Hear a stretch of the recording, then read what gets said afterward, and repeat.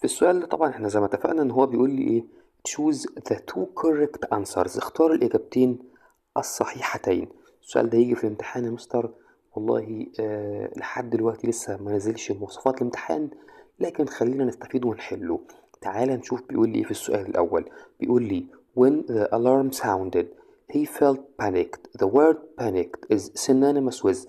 طبعا synonymous with اللي هو ترادف ايه.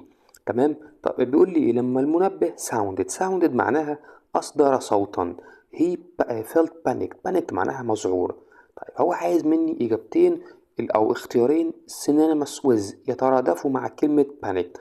طيب أول حاجة كده عندي bold يعني شجاع، calm يعني هادئ، composed يعني متزن وهادئ، frightened يعني خائف، و distressed يعني متألم ومكروب. يعني إذا أنا عندي كلمة panicked مرعوب بتساوي frightened وبتساوي distressed. السؤال رقم 2. The decision was not urgent. القرار لم يكن عاجل أو طارئ. The word urgent has antonyms including. بيقول إن كلمة urgent عندها مضادات. من بين المضادات دي كلمة إيه؟ مديني طبعا أول حاجة كلمة minor يعني ثانوي مش مهم. تمام. ومديني crucial اللي هو حاسم ومهم جدا، وسيريس خطير وهام، trivial اللي هو تافه وبسيط برضو تمشي عكس طارئ. ومديني كلمة critical اللي هو حرج أو خطير. تمام. طبعا أنا عندي urgent معناها عاجل وملح. تمام. هو عايز عكسها minor وعكسها trivial. زي ما قلنا عكسها minor اللي هو ثانوي، وتريفيال اللي هو تافه بسيط. السؤال اللي بعد كده بيقول لي after the system's failure. بعد فشل النظام. everything was in chaos. كل حاجة كانت في فوضى. هو عايز مني ايه بقى هنا؟ بيقول لي the word chaos can be replaced by يعني يمكن استبدالها ب. كلمة فوضى يمكن نستبدلها بكلمة ايه؟ order يعني نظام. disorder معناها اضطراب. كلمة فوضى تستبدلها باضطراب عادي. عندي بعد كده stability استقرار. فوضى نستبدلها باستقرار؟ لا طبعا. balance توازن. confusion اللي هو ارتباك. نستبدل فوضى بارتباك. السؤال اللي بعد كده he woke up and showed clear consciousness. he woke up هو استيقظ. تمام. وبدأ يظهر ايه؟ وعيا وإدراكا. كلمة consciousness is synonymous with. كلمة consciousness اللي هو الوعي مرادفها ايه؟ تعال نشوف مديني ايه. مديني alertness معناها اليقظة والايه والانتباه يعني. بعد كده oblivion اللي هو النسيان والغيبوبة. oblivion darkness ظلام ملهاش علاقة خالص. perception الإدراك. وبعد كده مديني insensibility اللي هي فقدان الإحساس. طبعا أنا عندي كلمة consciousness عايز مرادفها. consciousness اللي هي معناها الوعي، مرادفها يقظة اللي هو alertness يقظة اهيت، ومرادفها كمان اللي هو perception إدراك. السؤال اللي بعد كده بيقول لي helping others مساعدة الآخرين gave her ادتها a deep rewarding sense ادتها شعور بالايه؟ شعور مجزي أو مرضي. كلمة rewarding means يعني معناها. طبعا لو تلاحظ ان هو في كل سؤال بيستخدم لي حاجة مختلفة عشان اكون انا جاهز. كلمة means يعني تعني synonymous with مرادف. كان بي replaced بي برضو مرادف. تمام. طيب هنا بيقول لي كلمة rewarding مجزي means معناها ايه؟ مجزي معناها جايب لي اول حاجة frustrating يعني محبط. وبعد كده جيب لي pointless بلا فائدة. fulfilling في المنهج معناها مرضي للذات ومبهج ومرضي يعني. بعد كده disappointing مخيب للآمال، وsatisfying اللي هو مرضي. طيب انت عايز مني ايه؟ قال لي عايز rewarding اللي هي مجزي، عايز مرادفها. مرادف مجزي satisfying و fulfilling. السؤال اللي بعد كده بيقول لي the farewell scene was heartbreaking. خدنا heartbreaking في المنهج، معناها اللي هو محزن جدا ومفطر للقلب، يعني واضحة من معناها heartbreaking، حاجة تكسر القلب كده، تحطم القلب. منظر الوداع كان heartbreaking. the word heartbreaking، كلمة heartbreaking is synonymous with اللي هي مرادفة. كلمة heartbreaking مرادفها ايه؟ pleasant صار، وعندي بعد pleasant عندي sorrowful اللي هو حزين جدا، amusing مسلي، وjoyful مبهج، distressing معناها مؤلم، احنا لسه شايفينها فوق distressed اللي هو متألم. طيب هو عايز هارت بريكنج مرادف ليها، مرادف هارت بريكنج distressing اللي هي معناها مؤلم، ومرادفها كمان sorrowful، دي أقرب حاجة ليها. طيب بعد كده بيقول لي the meeting الاجتماع kicked off يعني بدأ with a speech from the boss بخطاب من البوس. السينونيم مرادف كلمة كيك اوف، طبعا كيك اوف معناها يبدأ، مرادف كيك اوف ايه؟ تعال نشوف هو مديني ايه في الاختيارات. اول حاجة مديني concluded اللي هو اختتم، وبعد كده started بدأ، ended انتهى، finished انتهى، launched معناها اطلق وبدأ، ودي مرادف لكيك اوف، فلانش دي معناها بدأ، وستارتد معناها بدأ، والاتنين مرادفات لكلمة كيك اوف. بعد كده the teacher asked the student المدرس طلب من الطالب to pay attention يعني أن يهتم. an antonym عايز مضاد لكلمة attention، مضاد attention ايه؟ تعال نشوف هو مديني ايه في الاختيارات. أول حاجة مديني comfort يعني راحة، negligence اللي هو الإهمال، إهمال عكس attention برضو مظبوط، negligence. وبعد كده مديني regard اعتباره واهتمام، difference اختلاف، ignorance اللي هو تجاهل وجهل، والاتنين دول عندي تجاهل وعندي negligence اللي هو إهمال، الاتنين عكس attention. بعد كده she looked pale تبدو شاحبة after staying up all night studying بعد ما هي كانت سهرانة طول الليل بتذاكر. synonym for pale عايز مرادف لكلمة pale.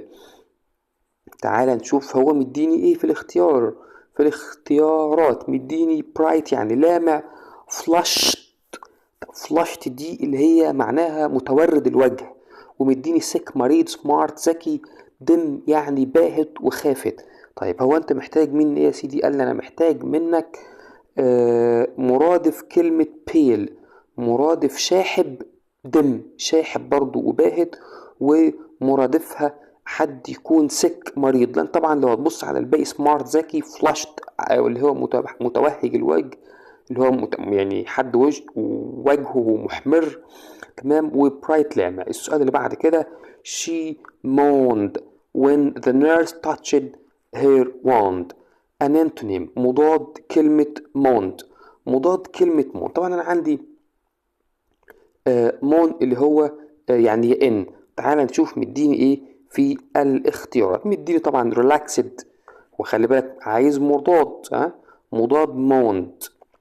طيب relaxed مرتاح، become happy سعيد، وبعد كده مديني sustained اللي هو يعني مستمر او دائم، وshouted وgraved حزين. طيب هو عايز مضاد كلمة موند، مضاد موند relaxed و became happy أصبح سعيدا. السؤال اللي بعد كده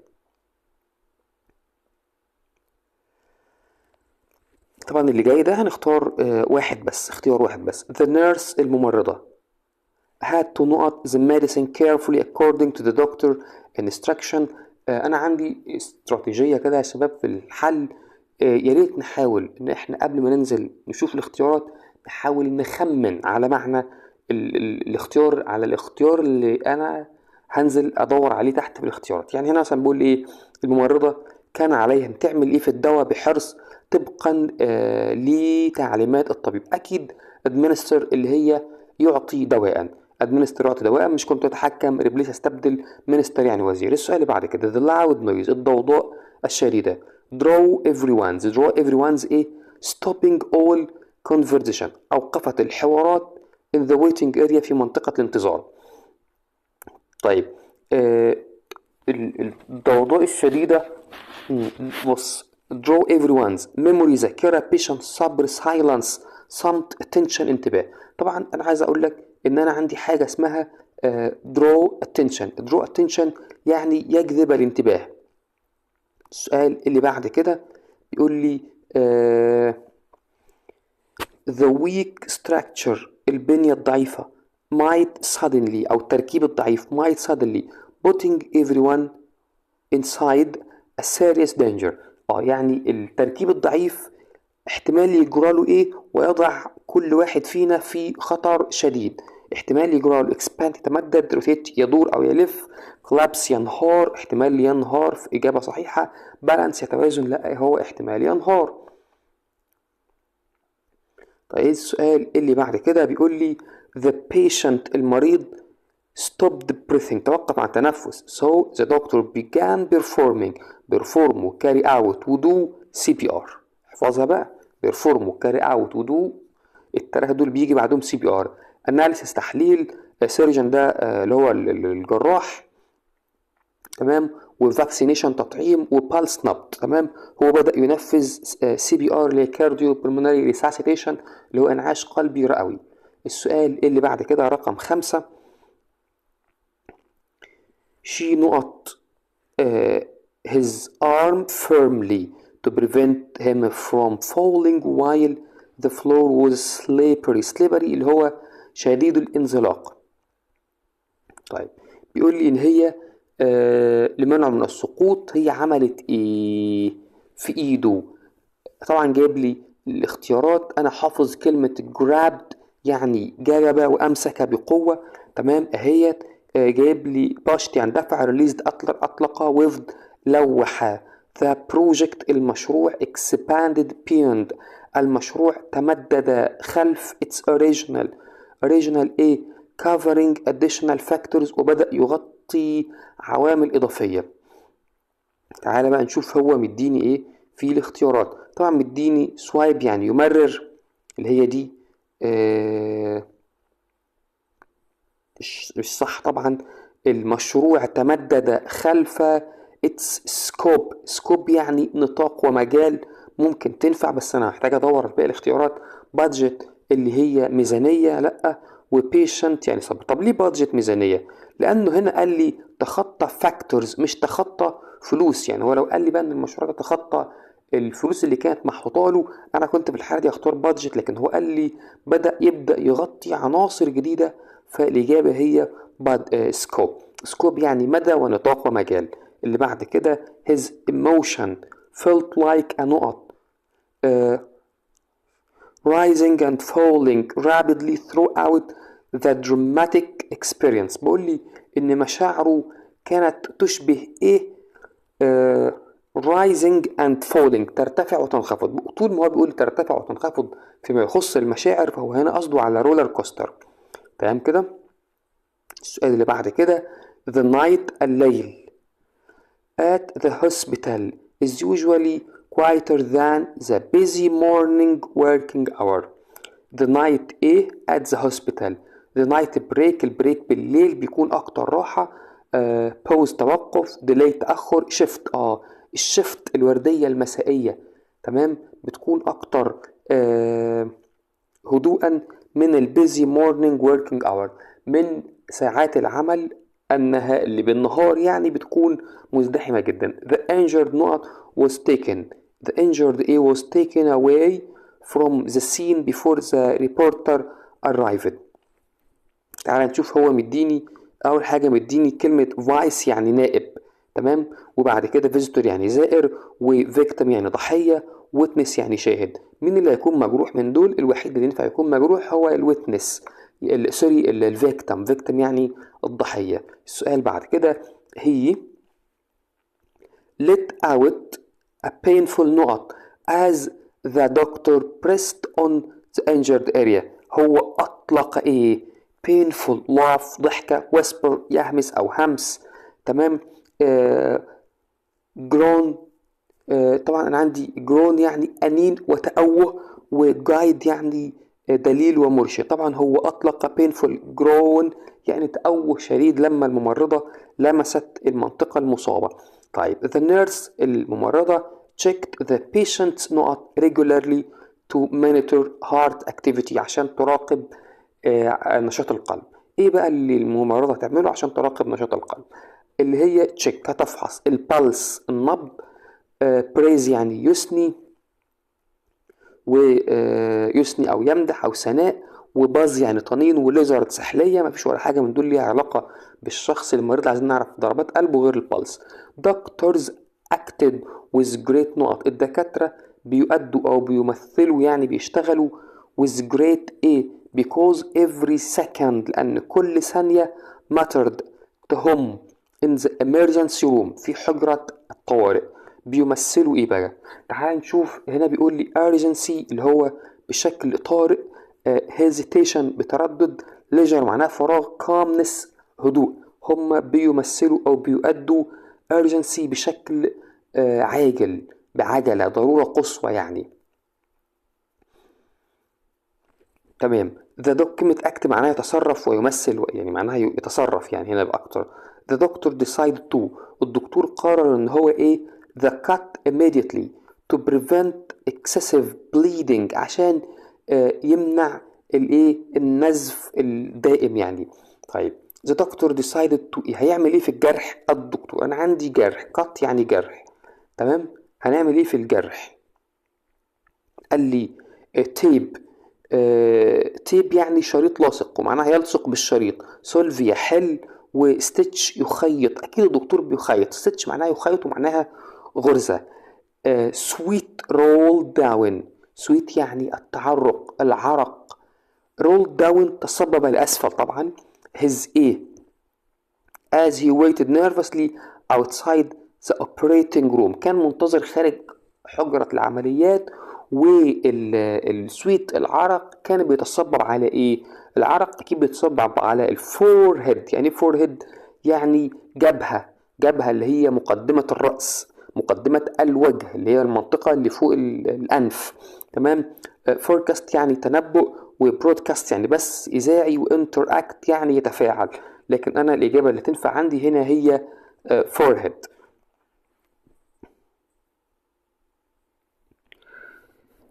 السؤال اللي بعد كده اللي هو رقم 15 بيقول لك the نقط arrived quickly and transferred نقل with injured man onto a medical stretcher. a medical stretcher اللي هو نقالة طبية، النقالة الطبية، النقالة اللي بيشيلوا عليها الايه المرضى. طيب مين بقى اللي هيوصل بسرعة وينقل المريض؟ من طبعا بالطريقة اللي متعودين عليها اللي هيعمل الكلام دوت هو الباراميديكس المسعفون. عايز بقى نبص على باقي الاختيارات، عندي ميديكيشن أدوية، وعندي دايمنشنز اللي هو يعني أبعاد، تمام، وسسبكتس يعني مشتبه بهم.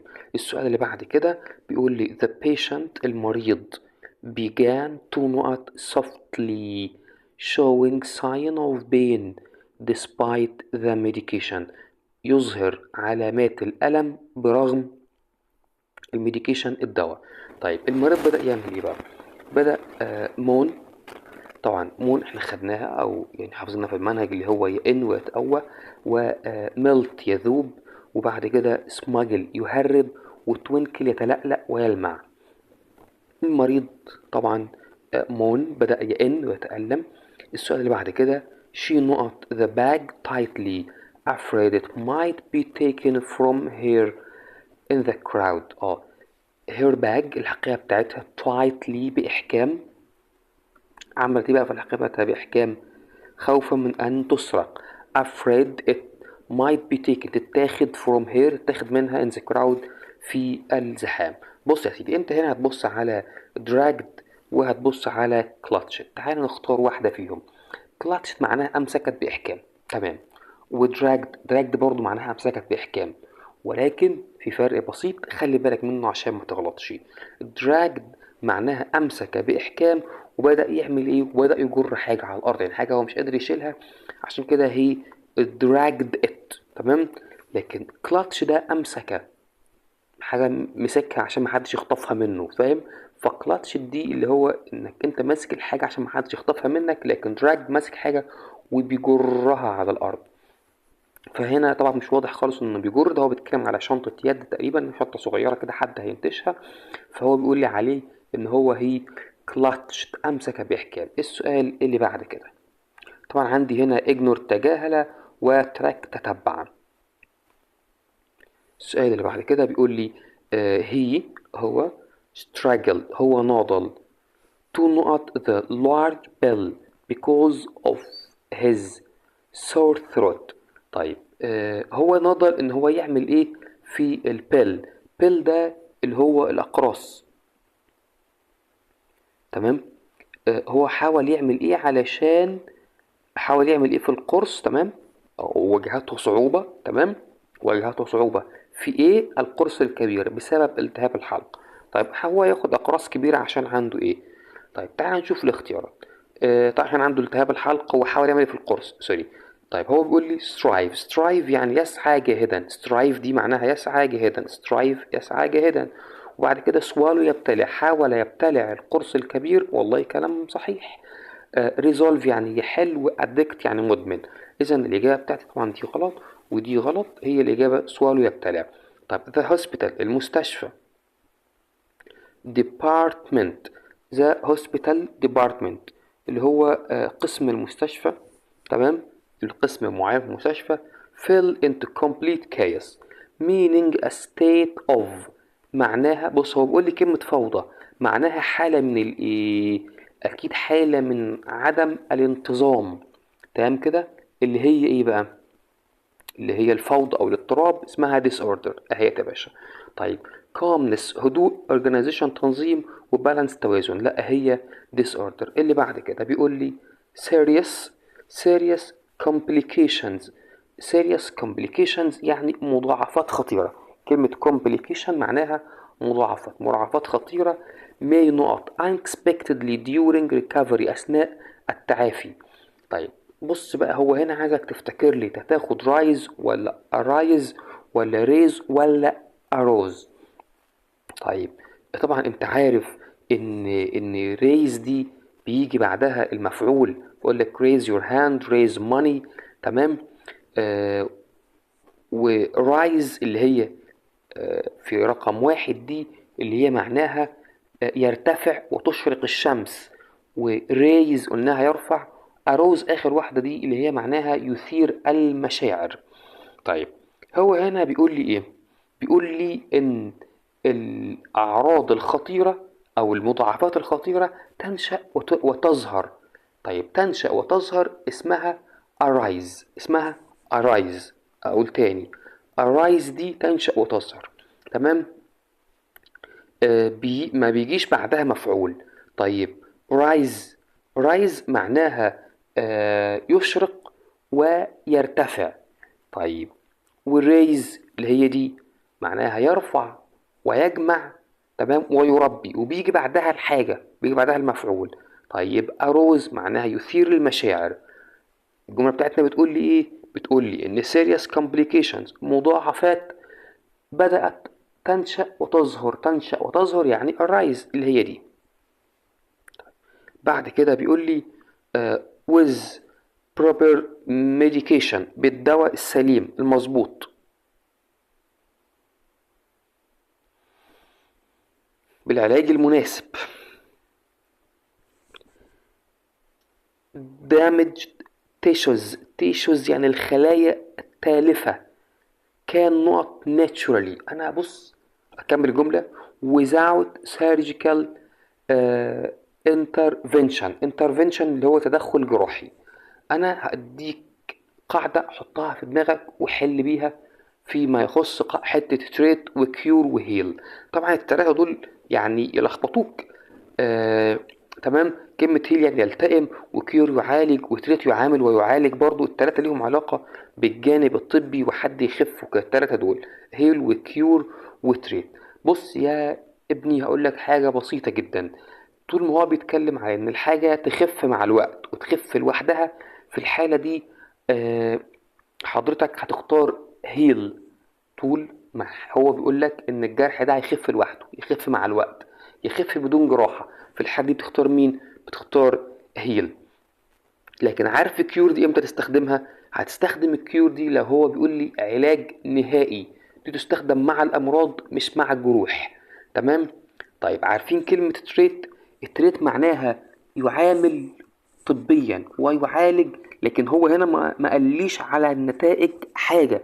يعني يقول لك مثلا ايه، تعالى نروح للدكتور and he will treat you، هو هيعالجك. تمام. لكن احنا كده ما عرفناش هو هيعالجك هتخف ولا لا. تمام. لما اجي اقول لك بقى ان في علاج، في دواء للكانسر، تمام، اقول لك كيور فور كانسر، هيل دي معناها يلتئم لوحده ويلتئم مع الزمن ويلتئم مع العلاج. طيب each نقط of medical commit was required to attend the emergency meeting. each يعني كل ايه اوف ميديكال كوميت من اللجنه الطبيه كان مطلوب انه يحضر الامرجنسي ميتنج. طيب كل عضو يعني ايه؟ ممبر. هو طبعا جايب لي اورجان اللي هو عضو من اعضاء الجسم، واكتور واكترس ممثل وممثله، لا هو كل عضو من اعضاء الجسم. طيب the research team will not their findings، فريق البحث سوف هيعملوا ايه في findings اللي هو النتائج. تمام. يعملوا ايه في النتائج؟ بص النتائج دي غالبا ما تنشر، بس تعال نكمل بس. ان respected international medical journal، في مجلة او في جريدة طبية عالمية لها يعني ايه احترامها. طيب هنعمل ايه بقى في الفايندنجز في النتائج؟ اكيد هننشرها. ينشر يعني publish مش spread دي ينشر خبر واشاعة ومرض، لكن publish ينشر في مجلة. طيب establish يعني يؤسس، وديمولش يعني اللي هي يدمر او يحطم. طيب the patient slowly، المريض ببطء، regained نقط after، المريض ببطء استعاد ايه؟ after the vital sign stabilized properly. يعني ايه؟ يعني المريض استعاد ايه ببطء، استعاد المريض ايه ببطء بعد استقرار علاماته الحيويه. vital signs علاماته الحيويه اللي هو ايه؟ النبض والحاجات دي والوعي، اسمها علامات حيويه. تمام. بدأ يحصل stabilized استقرار.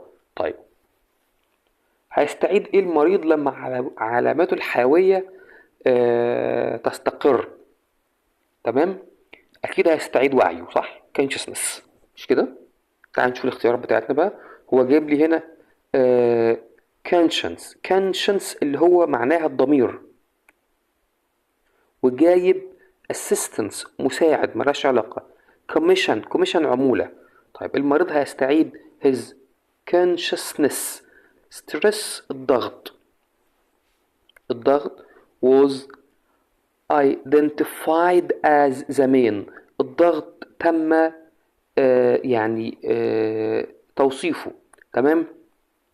as the main ايه of severe headaches among hospital staff. في الهوسبيتال ستاف، في الطاقم الطبي، الصداع الشديد المزمن. تمام. المين هنا بقى بيقول لي ايه؟ الضغط كان هو المين ايه؟ ذا مين كوز، المسبب الرئيسي. الضغط هو مسبب رئيسي. تمام. بعد كده بيقول لي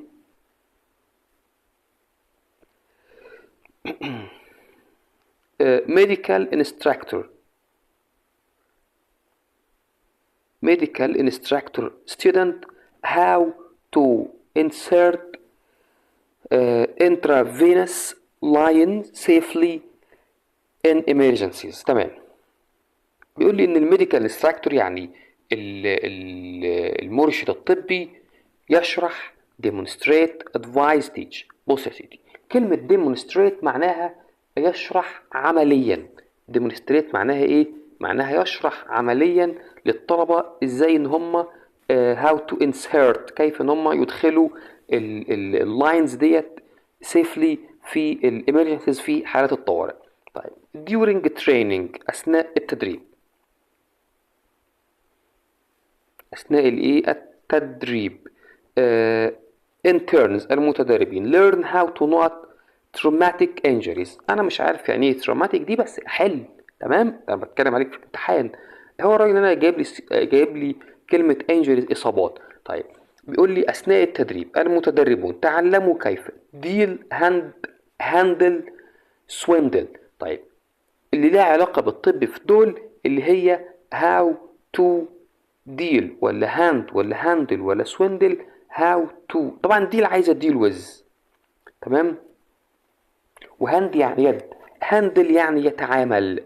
handle يعني يتعامل، كيف يتعامل مع traumatic injuries. السؤال اللي بعد كده loud alarms.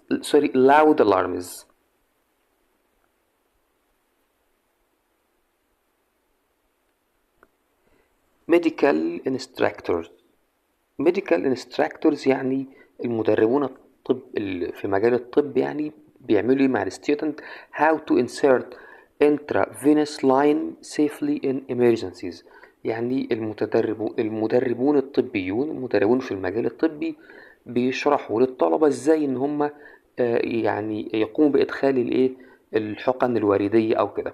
طيب تعالى بقى نشوف هو مديني explain يشرح، explain student how to، demonstrate ديت معناها يشرح عمليا. demonstrate تستخدم مع الحاجات اللي بتدرس بشكل عملي. تمام، لكن teach بتدرس بشكل نظري زي اللغات. تمام، فالإجابة عندي هنا هي demonstrate يعني يشرح عمليا. السؤال اللي بعد كده during training أثناء التدريب interns المتدربون learn how to يتعلموا كيف نقط traumatic injuries الإصابات المؤلمة. تعال نشوف أنا محتاج أقول إيه. هو هنا بيقول لي الديل يعني يتعامل، بس ديل دي عايزة وز، وأنا ما عنديش في الجملة وز، فديل مش هتنفع. تمام، هاند يعني يد، هاندل يعني يتعامل ومش محتاجة معاها وز، فالإجابة عندي هي هاندل. بعد كده بيقول لي إيه loud alarms المنبه المرتفع العالي not sleeping staff before the emergencies evacuation procedure began. المنبه العالي طبعا اكيد ايقظ ونبه، دايما نعرفها ان المنبه بيعمل حاجة اسمها alert، جاية من كلمة alarm حتى alerted المنبه alerted sleeping staff ايقظ الطاقم الطبي قبل ما يبدأ الاخلاء. طيب scientists are searching العلماء بيدوروا على cure. العلماء بيعملوا أبحاثهم عشان يكون في cure for certain genetic disorders affecting children. تمام كده، فالعلماء دايما بيدوروا على cure مش recovery ولا cure ولا healer. طيب السؤال اللي بعد كده بيقول لي infection العدوى من الممكن أن العدوى ينتشر يعني إيه spread، بس إحنا برضو هنكمل الجملة rapidly بسرعة in hospitals wards عنابر المستشفى unless strict hygiene measure are enforced إلا إذا لم يتم اللي هو تنفيذ معايير النظافة الصارمة. تمام، إيه بقى اللي يحصل infection can spread تنتشر. الدكتور listened to her الدكتور استمع إلى إيه to check عشان يفحص breathing. طبعا احنا هنا مديني أجزاء في الجسم، أنهي جزء جسم اللي الدكتور هيسمعه علشان يفحص breathing. wrist المعصم ankle لا chest الصدر shoulder الكتف، هيستمع إلى chest الصدر. we stayed indoors بقينا داخل المنزل because it rained لأنها أمطرت during the entire picnic أثناء كل النزهة. لما نيجي نقول أمطرت بشكل جامد بنقول it rains cats and dogs. تمام معايا كده؟ طيب اللي بعد كده بيقول لي إيه؟ قلنا إيه cats and dogs. السؤال اللي بعد كده the children الأطفال were not to skin حافظ soaked to skin ابتلوا soaked to skin after playing. بعد كده بيقول لي after the long illness بعد الإعياء الشديد أو المرض الشديد. he was pale as a ghost. تمام. pale as a ghost يعني شاحب مثل الايه، مثل العفريت. يعني دي طبعا اكسبريشن كده في اللغة الإنجليزية pale as a ghost اللي هو أصبح وجهه شاحبا. تمام، من المرض أو من الخوف أو كده. our teacher always encouraged us to go to the extra mile يعني نبذل قصارى جهدنا. go to the extra mile. طبعا الاكسبريشنز التعبيرات احنا بنحلها بشكل سريع لأن هي محفوظة. you should not attention to the instructions carefully. you should catch تمسك attention clutch طبعا لأ. pray لأ برضو. صلي pay. دايما أقول pay attention اهتم. pay attention يعني اهتم. during the festival أثناء الاحتفال. the staff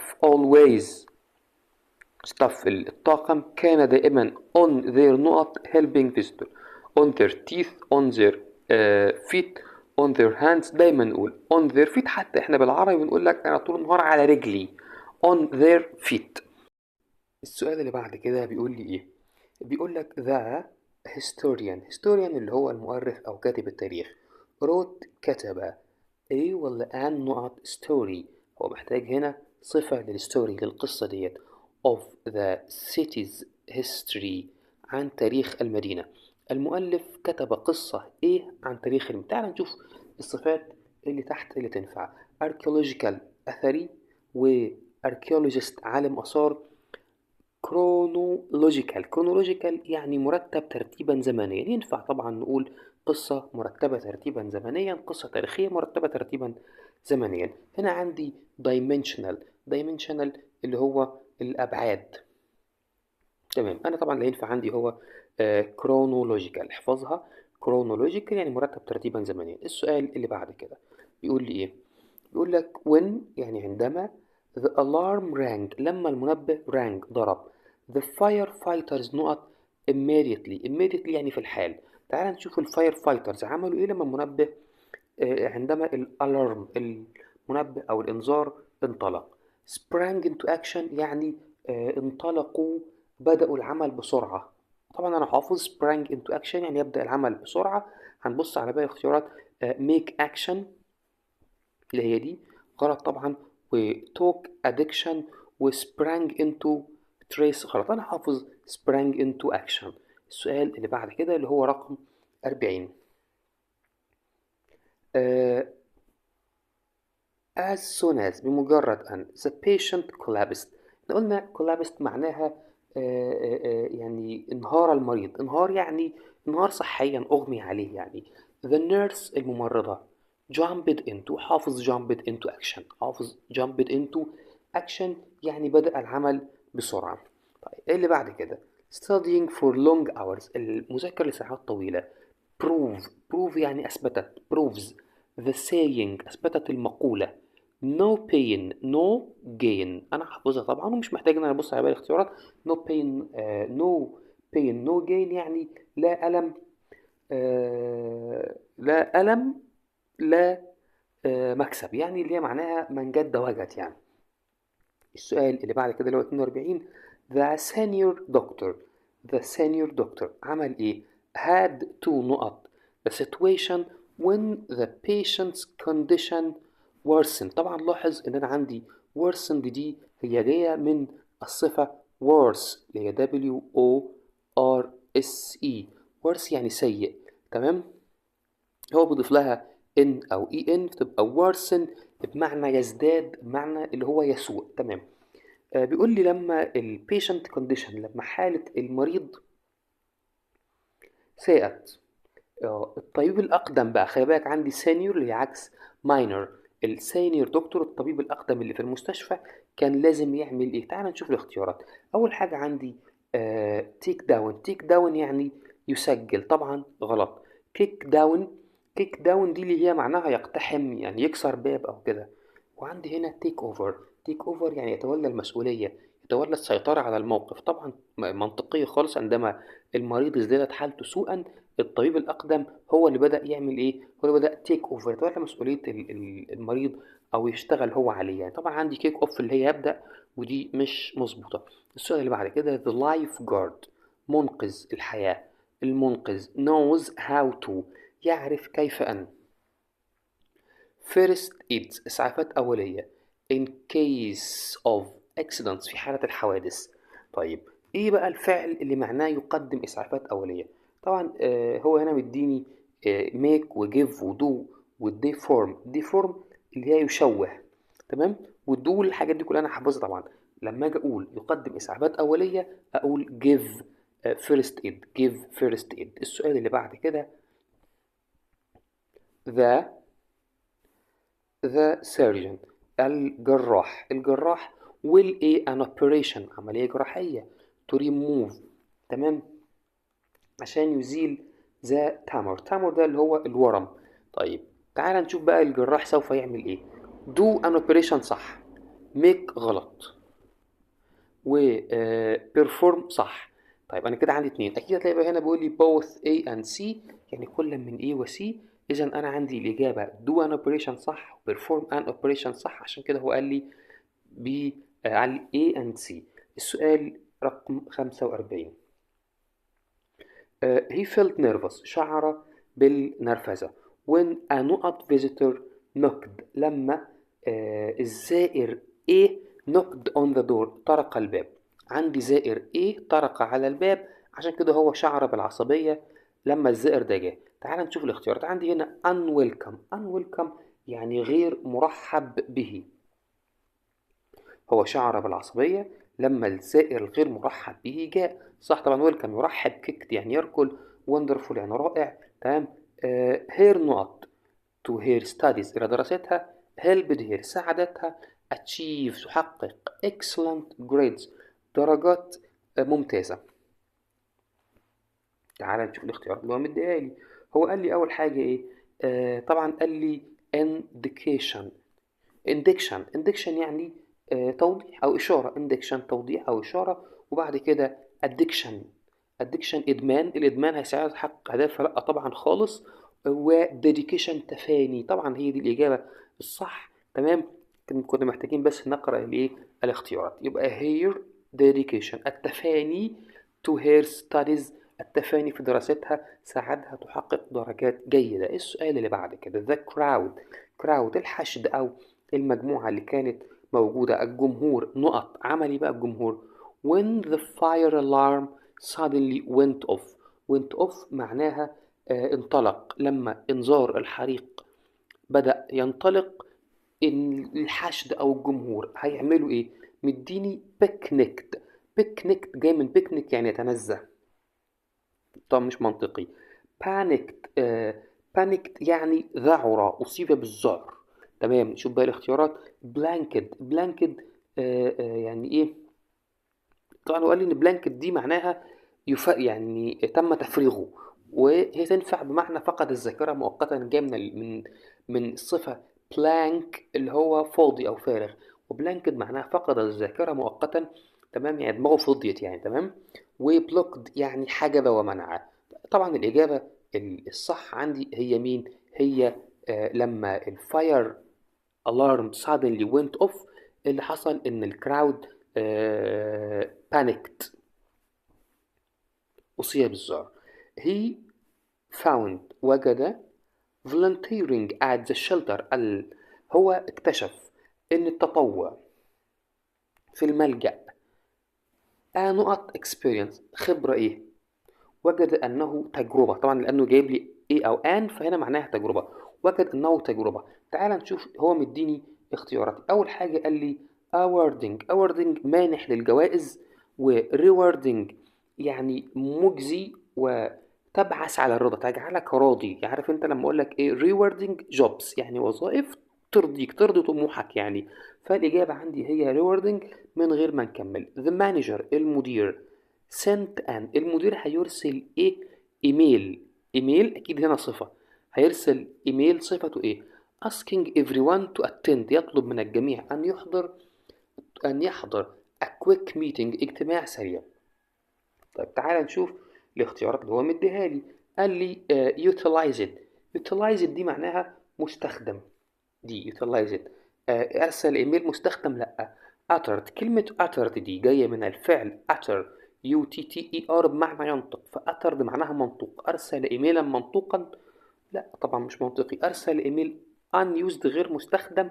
أرسل إيميل urgent يعني عاجل.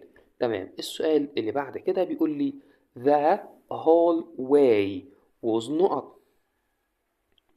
The hallway was نقط with excited students بالطلبة المتحمسين after the announcement بعد الإيه؟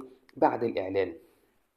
كان الممر إيه بالطلبة المتحمسين بعد إعلان النتائج أو حاجة زي كده. طيب تعال نشوف الاختيارات اللي عندي. buzzing blazing fizzing functioning. طبعا الطلبة أكيد هيعملوا صوت اللي هو صوت البازنج، طنين العمل وطنين المكان يعني.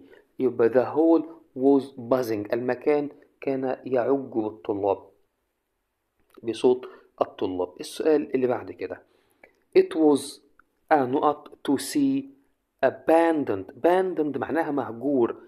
abandoned dog الكلب المطرود يعني أو المهجور. shivering يرتعش in the cold إنك تشوف كلب تمام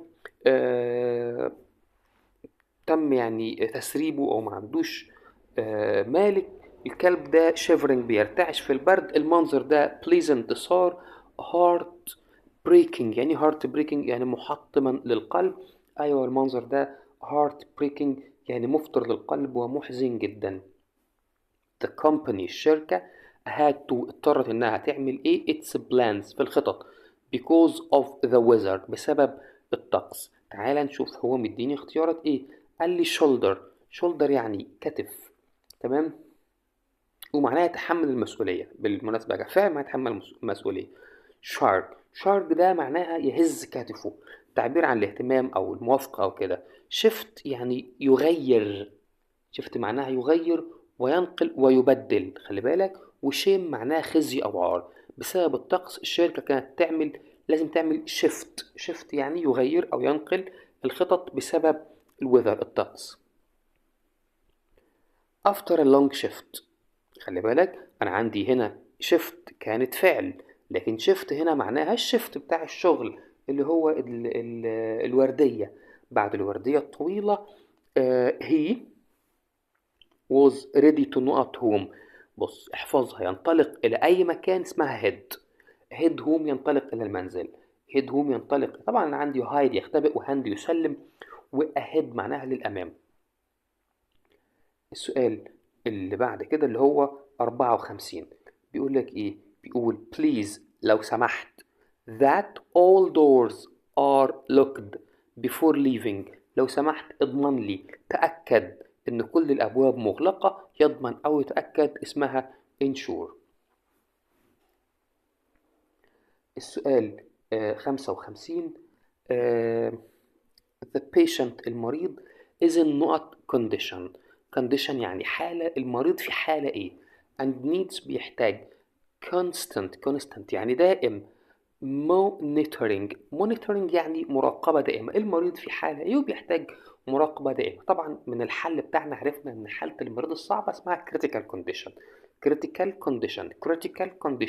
casual يعني اللي هو غير رسمي، وكرونولوجيكال مرتب ترتيبا زمنيا، وكوزماتيك معناها تجميلي. طبعا المريض ملوش علاقة خالص بالتجميل ولا علاقة خالص بالكرونولوجيكال ولا كاجوال. لكن المريض أنا حافظها كان عنده critical condition يعني حالة خطيرة. the doctor الدكتور prescribed a new الدكتور وصف كتب في الروشتة new ايه for her illness لمرضها. الدكتور هيكتب attachment مرفق treatment علاج. الدكتور هيكتب علاج. enrollment اللي هو التسجيل او الادراج يعني يدرج اسمه ويلتحق بيه اللي هي دي تمام. دي معناها يلتحق. involvement اللي هو التورط. السؤال اللي بعد كده بيقول لك ايه؟ بيقول he made هو عمل صنع ايه to support his family's education عشان يدعم تعليم أسرته. طيب عشان يدعم تعليم أسرته عمل فين السؤال تمام. arrivals sacrifices يعني sacrifices تضحيات، هو عمل تضحيات عشان يدعم his family's education، تعليم الأسرة، أفراد الأسرة يعني. طيب اللي بعد كده بيقول لي she chose، هي اختارت نقط in engineering because she loves problem solving. لما بيكلمني على إن حد اختار مهنة، تمام، أو غير من مهنة لمهنة، فأنا بقول career. career يعني حياة مهنية أو حياة عملية. he remained يعني بقي، so stay و keep. هو بقي إيه؟ despite، برغم repeated calls، برغم الاتصالات المتكررة. طيب هو هنا بيقول لي هو بقي ايه برغم الاتصالات المتكررة. صوت. نقول نقطة تاني من البداية. هي remained، طبعا لأن أنا يعني عندي ضوضاء على الطريق، فبضطر إن أنا أوقف الفيديو، تمام. أحيانا he remained، هو بقي إيه despite، برغم repeated calls، برغم الاتصالات المتكررة عليه، إلا إنه بقي إيه. أول حاجة قال لي responded يعني بقي مستجيب، تمام، أو استجابة، طبعا عكس سياق الجملة خالص. correspondent correspondent اللي هو مراسل، بقي مراسلا، ما لهاش علاقة بالمعنى. unresponsive بقي غير مستجيب برغم الاتصالات المتكررة، ممكن. طيب dimensional اللي هو أبعاد، لا خالص، هو بقي غير مستجيب برغم الاتصالات المتكررة. السؤال اللي بعد كده اللي هو رقم 60. طيب بيقول لك ايه she expressed، هي عبرت عن، تعبر عن ايه to the nurse for to the nurses، إلى الممرضات for their help، علشان بسبب مساعدتهم إليها. طيب هي عبرت عن ايه؟ grateful ممتن، عبرت ممتن. ungrateful غير ممتن أو جاحد يعني، تمام، اللي هي دي ungrateful جاحد، ودي grateful عبرت ممتن. grateful بشكل gratefully اللي هو بشكل ممتن، و gratitude اللي هو الامتنان، هي عبرت عن الامتنان. gratitude الامتنان. she expressed her gratitude، عبرت عن امتنانها للممرضات. السؤال اللي بعد كده بيقول لي she has a نقط for painting، هي عندها ايه for painting that inspire everyone. ايه بقى اللي عندها اللي هي بتمتلكه للرسم وده ألهم الجميع؟ طب تعالى نشوف pressure passion. هي عندها passion for painting. لما نقول حد عنده passion for painting يعني عنده اللي هو غرام وهيام وحب شديد للايه للرسم. بعد كده بيقول لي the doctor، الدكتور will give a نقط، الدكتور هيدي ايه for the patient's medication. طيب الدكتور هيدي prescription، receipt، recipe، ولا scribe. scribe دي بمعنى كاتب، ودي recipe اللي هو وصفة، وريسيت اللي هو إيصال، ولا prescription وصفة. الدكتور هيدي وصفة طبية. always دايما بتيجي لما تيجي في أول الجملة كده اعرف إنك تدي جملة أمر. دايما نقط the patient's temperature as part of the check-up. check-up اللي هو عمليات الفحص. اعمل ايه بقى مع المريض مع التمبريتشر؟ trick، give، appreciate، ولا take. انا يعني احفظها. take the patient's temperature يعني قيس درجة حرارة المريض. take the patient's temperature. in the training exercise، في التريننج the students الطلبة roles الأدوار to learn different perspectives عشان يتعلموا جوانب مختلفة. الطلبة كان لازم يعملوا ايه في الأدوار؟ هو طبعا تحس انه يقول لي يتبادل الأدوار يعني. smashed اللي هي يحطم ويدمر. switched اللي هو مع لما أقول switched roles يعني يبادلوا الأدوار، يتناقلوا الأدوار. طيب اللي بعد كده اللي هو بيقول لي في رقم كام؟ طبعا فانا قلنا هنا الاجابه عندي مين؟ الاجابه عندي switch roles، يتبدلوا الادوار.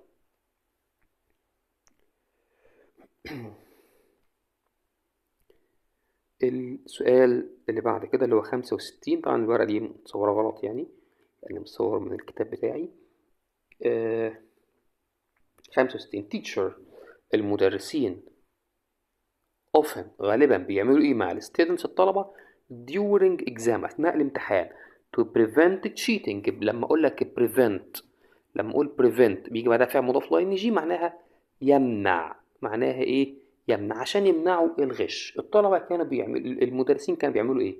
minor ثانوي وغير هام. moderate متوسط ومعتدل. moderate الطلبة برضه مالهاش علاقة بالمعنى. monitor يعني يراقب. الطلبة كانوا أو سوري المدرسين كانوا بيراقبوا الطلبة علشان ما يغشوش. تمام، الإجابة عندي هي monitor من غير ما نكمل ونروح على miracle اللي هي معناها معجزة. اللي بعد كده the meeting، الاجتماع. ran الاجتماع جرى بشكل ايه؟ صار بشكل ايه؟ thanks to بفضل، thanks to بفضل، لكن thanks for شكرا لي. بفضل careful planning التخطيط الجيد. طيب حد يقول يا مستر هو careful معناها حريص؟ ما هو يعني حاول تظبط المعنى. تمام، بسبب التخطيط الجيد الاجتماع جرى ايه؟ تعال نشوف او صار ازاي الاجتماع. smoothly الاجتماع جرى بسلاسة وبانتظام. تنفع طبعا. الاجتماع جرى بسلاسة وبانتظام، مش hard ولا difficultly ولا vaguely. طبعا عندي كلمة vaguely اللي هو بغموض، جاي من vague غامض. دي vaguely بغموض، جاي من كلمة vague بس كده معناها غامض. تمام. she likes to هي تحب أن on her achievements على إنجازاتها at the end of each year في نهاية كل سنة. she likes to affluent دي معناها ثري غني، دي معناها حد غني أو ثري. اسمها إيه؟ affluent. طيب وعندي reflect on وأنا حافظها يا مستر من الكتاب. reflect on يعني يفكر فيه. لما أقول reflect on يفكر وتتأمل، بمعنى تراجع ما حققته. لما أقول reflect on her achievements تراجع إنجازاتها. she wrapped معناها لفت، بتلف. bandage ضمادة، ضمادة اللي هو الحاجة اللي بتحط على الجرح. around her نقط hand لفت قماش طبي او ضمادة يعني، عشان حد لو في حد مش فاهم كلمة الضمادة هي ايه. لفت قماش الطبي على blending. blending جاي من الفعل blend اللي هو يخلط. تمام، خلط يعني. bending اللي هو انحناء وبينثني كده، بينتني يعني.